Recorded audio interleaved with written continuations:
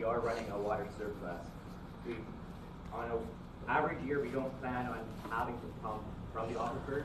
That is an option for us, but right now we do run a water surplus. And then more downstream, kind of our tailings production, where we can see how fast our PRD is going to grow. Again, this is the worst case scenario.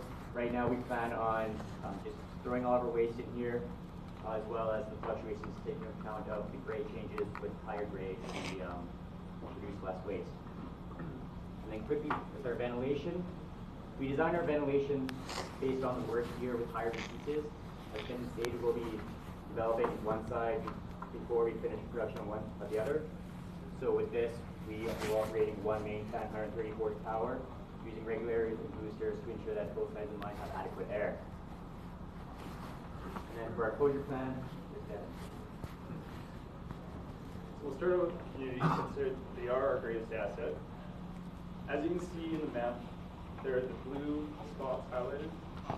These are the farms and communities that we'll need to relocate inside of the mine subsidence buffer, inside of the site infrastructure limit. We'll be fairly compensating them to ensure that they'll be able to move to a new location, as well as supplying them with fresh water at this new location. As well, for the surrounding communities, we'll ensure that they will have access to fresh water, if they don't already, by drilling them 400-meter wells into the aquifer. So the railroad infrastructure, it'll be connected en route to Bombco in order to ensure that there's transportation for the communities that can use after the mine.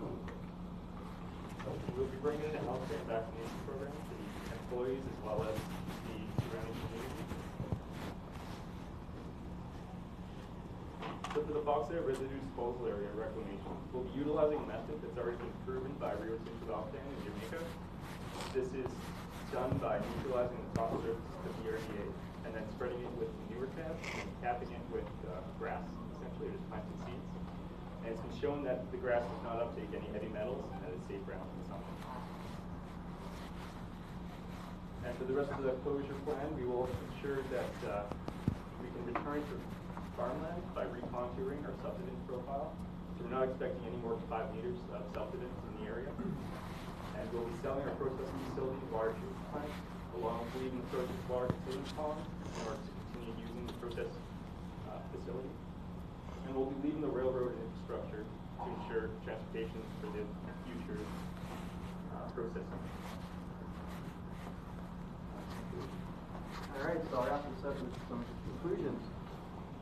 Just a little bit in our economic analysis, but I'll have a sensitivity site here. So we looked at some of the major inputs for our operation: capital costs, minimum price, and operating costs. A little bit different than what you sometimes see. The capital cost is a major impact on this project. You can see that no matter if you move this 20% one way or the other, we're still on the wrong side of zero by hundreds of millions of dollars. So it's not like we're a marginal operation at this point. So our overall conclusion is that we're not only able to establish low enough operating costs to justify the development of this project. The main things that are hurting it are high infrastructure costs, transportation, port, and the commodity price itself. So due to that economic analysis, we didn't upgrade any of our resource to reserve. So what are the next steps for this project? It's our recommendation that this project is shelved until there's favorable increases in either the commodity price or transportation costs greatly reduced. I want to touch on transportation costs just a little bit further. They're quite high in Northern Africa. If they were at levels we see in North America, that might open up the possibility of shipping unrefined bauxite ore to port.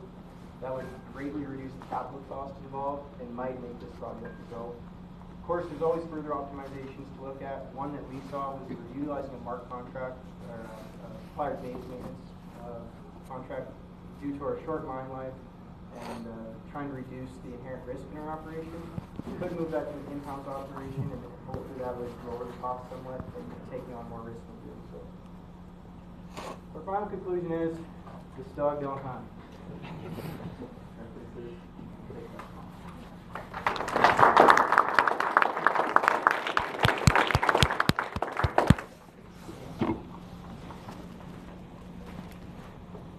Yeah, sure. So obviously your capital down at the moment. Project not economic, but can you just discuss a little bit more. So you're constructing a railway. And so have at least part of the infrastructure in place to perhaps get a portion of the project out of the property without processing it, to look at somewhere else. I mean, that amount of railway, does that get you to some place where you could process, or would you have to look at additional transportation beyond that? So, most bauxite was sold as ship free on board. So they just put raw bauxite on